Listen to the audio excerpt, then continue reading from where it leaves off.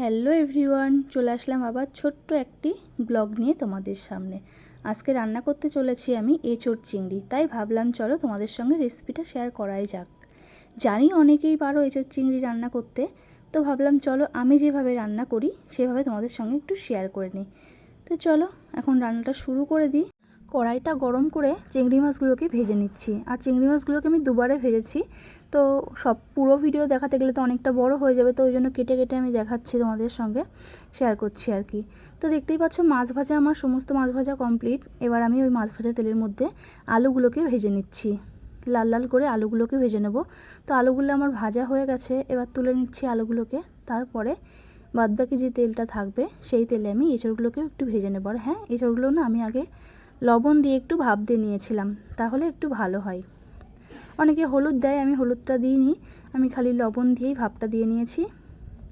অনেকে প্রেশারে সিটি দিয়ে নেয়, আমি কড়াতে করে একটু সেদ্ধ করেছি। আর ওদিকে দেখতেই পাচ্ছ আমার ভাত প্রায় হয়ে গেছে, উতরে গেছে। তো ভাতটা নামিয়ে আমি একটু জল গরম বসিয়ে দেবো এঁচোড় চিংড়ির জন্য। তো দেখতে পাচ্ছ এঁচোড়টাকেও ভেজে নিলাম। এবার তেলের মধ্যে আমি তেজপাতা, শুকনো লঙ্কা আর জিরে দিয়ে দিয়েছি। তো এটাকে একটু নাড়াচাড়া করে একটু পোড়া পোড়া করে নিয়ে আমি এর মধ্যে দিয়ে দিচ্ছি পেঁয়াজ।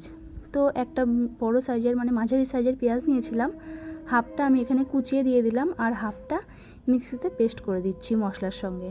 তো চলো পেঁয়াজগুলোকেও লাল লাল করে একটু ভেজে নিয়ে আমি এর মধ্যে অ্যাড করছি টমেটোকে দিয়ে আমি এর মধ্যে দেবো একটু সামান্য পরিমাণে লবণ, যাতে টমেটোটা খুব ভালো করে গলে যায়, তাহলে তরকারির কালারটা কিন্তু খুব সুন্দর আসবে। তো সেই কারণেই ভাবলাম চলো একটু লবণ দিয়ে টমেটোটাকে গলিয়ে নিলাম। আর এর মধ্যে এখন অ্যাড করব একটু চিনিটা দিলে তরকারির টেস্ট ভালো আসে আর কালারটাও সুন্দর আসে। আর দেখতেই পাচ্ছ এদিকে এখন মশলাটা দিয়ে দিচ্ছি। আর এই মশলার মধ্যে আছে আদা, জিরে, কাঁচা লঙ্কা, রসুন, পেঁয়াজ। তো এই তো মানে মশলা। অনেকে ধনে গুঁড়ো দেয়, আমি দিইনি, দিলেও চলে, ওটা না দিলেও চলে।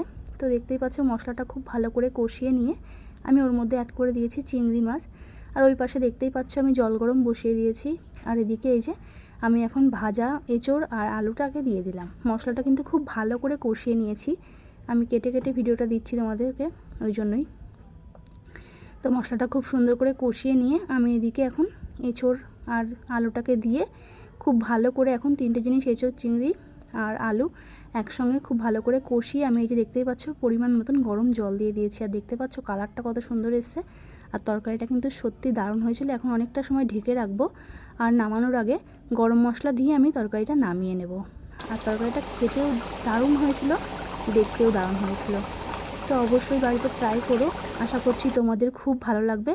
দেখতেই পাচ্ছ কি দারুণ দেখতে হয়েছে আর খেতেও সুন্দর হয়েছে। চলো আজকের ব্লগটা এই পর্যন্তই।